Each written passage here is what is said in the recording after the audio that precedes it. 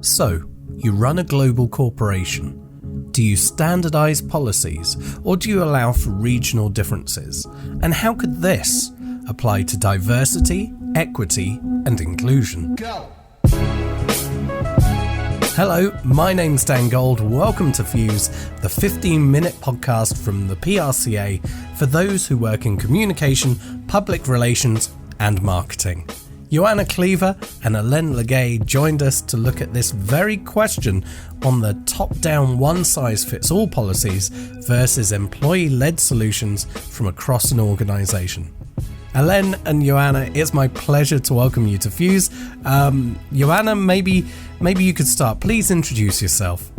Thanks so much, and thank you for having us. My name is Joanna Cleaver. I work for APCO Worldwide in Berlin, Germany. I'm a public affairs and communications consultant within the consultancy APCO Worldwide. My day-to-day job is to advise clients on political as well as communications issues here in Germany. And Hélène. So my name is Hélène Legay. I'm a senior consultant at APCO Worldwide, and I work as part of the Global Solutions team, which is our government relations practice. And I advise clients on communication issues, particularly looking at challenging geopolitical issues. And I'm based in London. Thank you both for joining us here on Fuse. Hélène, maybe I'll start with you. What are your thoughts on how DE&I is accepted as something that workplaces need to do? I would start by saying that APCO is headquartered in DC, so we have a sort of strong American culture, but the power of APCO is to really be able to sort of duplicate these values and cultures in the different parts of the world where we operate.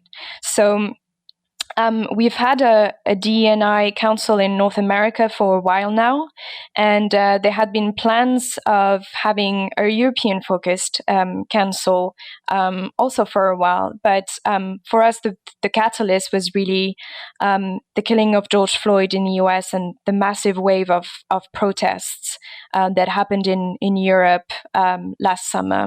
I think it was a real moment of reckoning, and for us, we realized that we really needed to make our industry and our company more diverse and inclusive.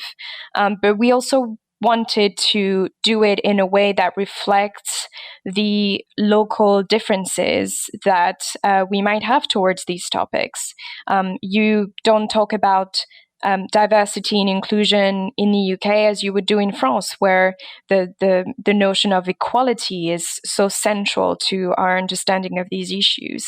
So it was really important for us as we built this council to really have teams represented like from every country where APCO operates in Europe and all consultant levels. So we could really have this sort of empathetic and granular approach to these themes, and not sort of have a blanket approach which would be dictated from the US or the UK on these issues.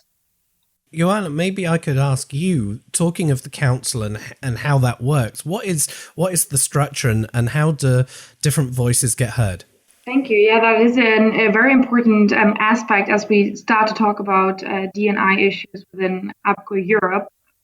So we have been set up in the last year as an employer-led council where from all of our offices, and we have offices spreading across the entire European continent, those individuals who felt compelled to become part of this council have come together in regular calls and meetings to establish what the priorities are and what it is that we actually want to do within our European team.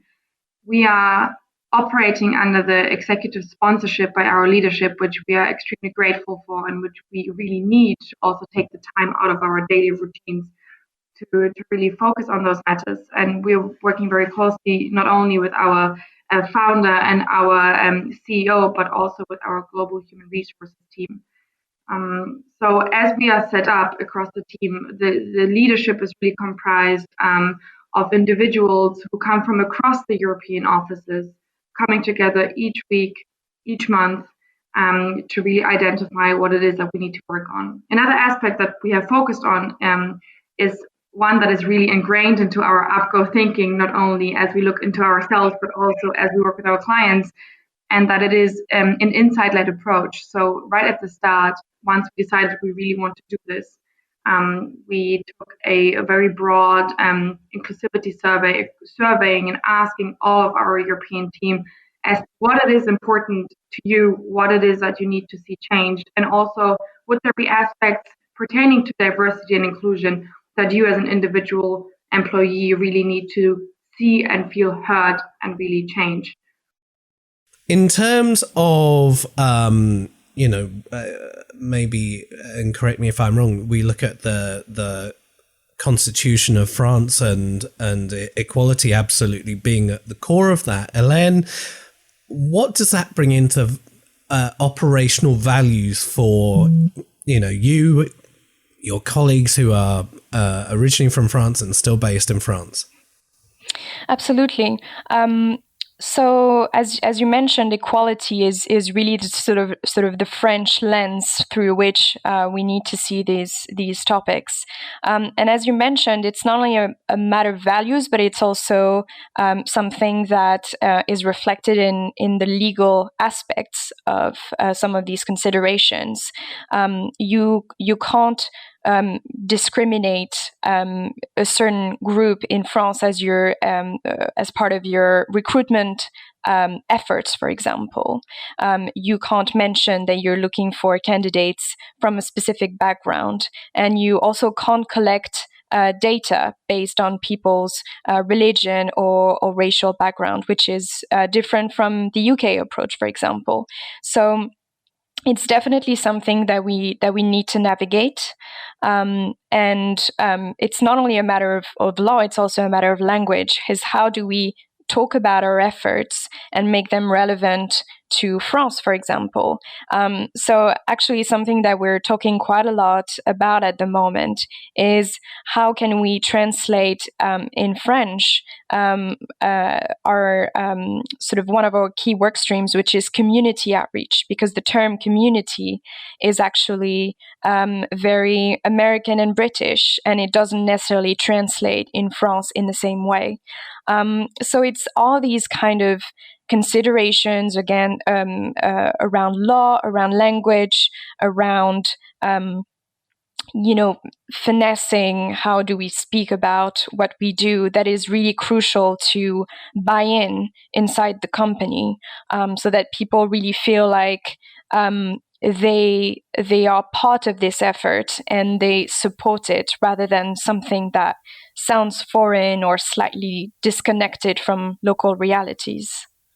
And this is why conversations like this are so important. The construct of that community piece and how it applies is fascinating. I don't know how many other countries throughout Europe that would be the case for, or even for that matter, different parts of the world, and how that approach is handled.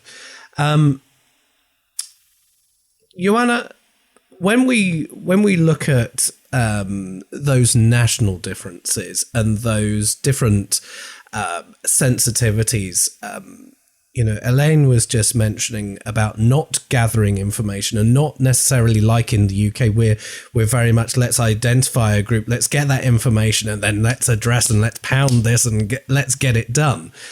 Where labels is always a very contentious issue, because it's then, once you've got this information, what do you do with it? How that's dealt with. So if you're in a country or a different culture where that information isn't gathered compared to one where it is gathered, we work in a profession where data is so important to what we do. So do you think that there are, in these differences between different countries and how it's managed, areas where the local leadership really has to go, stop, this is our process. You obviously need to respect how we do this, and we simply do not have this information, but through the way we work and the way we know our community, the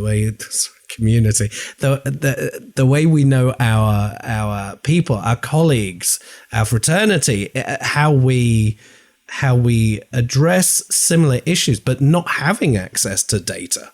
Yeah, absolutely. The beauty of this program, really, or even I would even call it journey, I think, as we are experiencing it within APCO Europe at this point, is that it really is a journey to not only understand, but then also really drive change where change needs to happen. And there can never and there must never be really one blueprint that will have to be implemented in the same way in each country. Really, what we're experiencing for the past 9 months is the beauty of the European spirit, if I may be as emotional about this, because we're talking about issues that pertain to all of us, of equality, of inclusion, of access, but we're also very cautious of the fact that not only our individual journeys, but also the journeys that we as societies within countries might be on might be very different. I'm thinking of how we are talking about our colonial past. Are we even talking about our colonial past?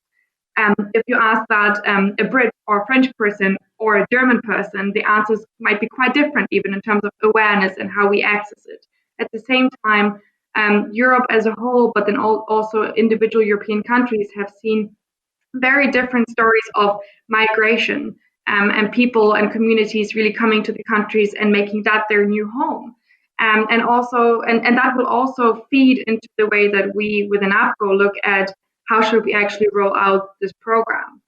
And so what we have been doing is trying to find different programmatic areas where we can really spread them out across the whole continent. I'm thinking of how we're interviewing candidates. We have, for example, tried to erase CVs, and we're trying to also implement that across our European team so that CVs are not the benchmark as to how we recruit, but really it is people's passion and drive and the way that they come and present themselves to us. The same applies to how we ask questions when we interview them in the process.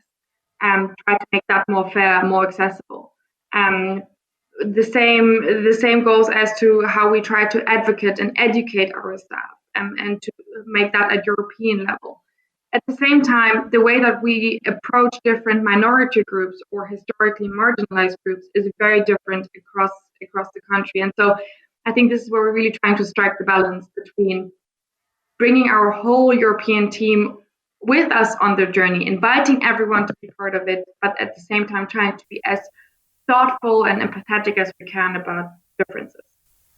How do you ensure that there is a mix of views, a mix of opinions, a mix of positions, traditions, backgrounds on this council that came together to really drive this forward? I mean, I'm not looking necessarily at breakdowns because quotas aren't necessarily helpful, but it's the views and the backgrounds that really influence this. How was it put together to ensure that there is a diversity of thought to then include other people from other areas of the organization? Amazingly enough, not having forced or specifically asked anyone to join, we have built a council of more than 40 people who are participating in our effort. And it is a diverse, colorful, energetic, and very motivated group who are on the job, if I may say so.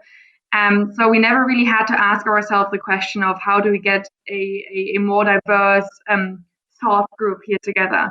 To the contrary, and to reiterate a point from before, seeing the amazingly encouraging and empowering support that we're receiving from our leadership, D&I has really been put at the top of the things that APCO is doing in 2020 and is continuing to do in 2021 and beyond. So the conversation has been kicked off before, and it is really taking up speed, and we're so happy to see the group, the leadership, but also the entire APCO team to be so eager and really bringing along change.